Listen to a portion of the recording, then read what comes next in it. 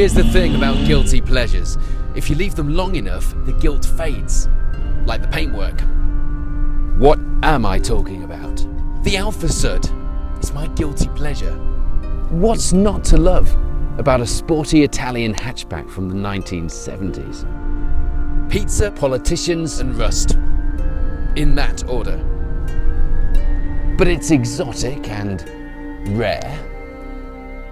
And the Alfasud should have transformed the way that British motorists felt about small hatchbacks.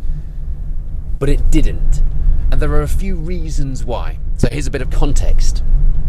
The 1970s were calling, and right across Europe, so was the colour beige.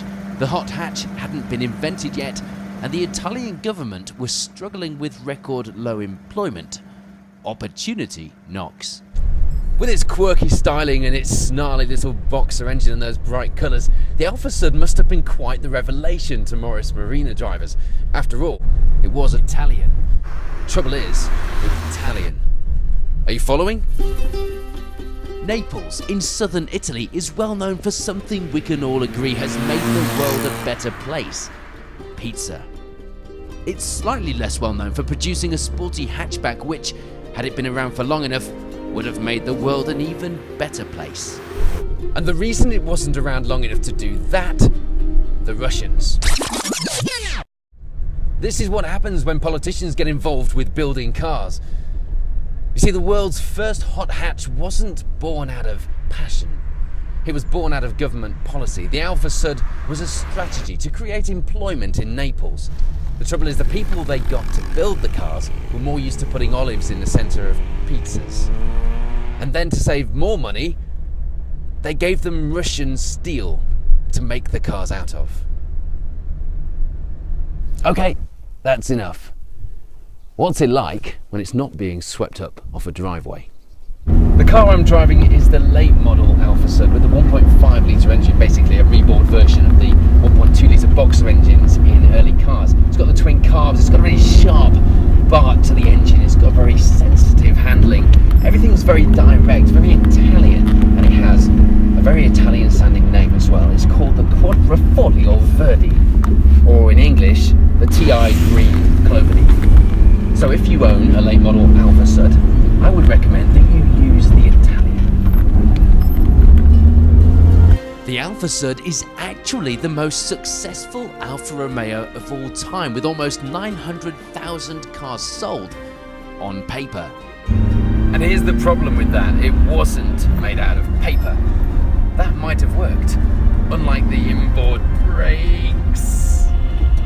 The original 1.2 boxer engine would get the Alfasud to 60 miles per hour in 13.2 seconds. This 1.5 litre example shaves 3 whole seconds off that time at 10.2. Compare that to its fellow 1970s hot hatches. The Mark I Fiesta XR2 will do the sprint in 9.3, with the pretender to the inaugural hot hatch throne, the Golf GTI, hitting the big 6.0 in a shade under 9 seconds. But none of that mattered. You see, the Italians were playing the long game. The Alfasud gets faster with age. The more years that go by, the more metal that rusts, the lighter they become, the faster they are, yeah. So at 38 years old, this 1.5 Quadrofoglio Verde should be blistering. It isn't, but it is fun.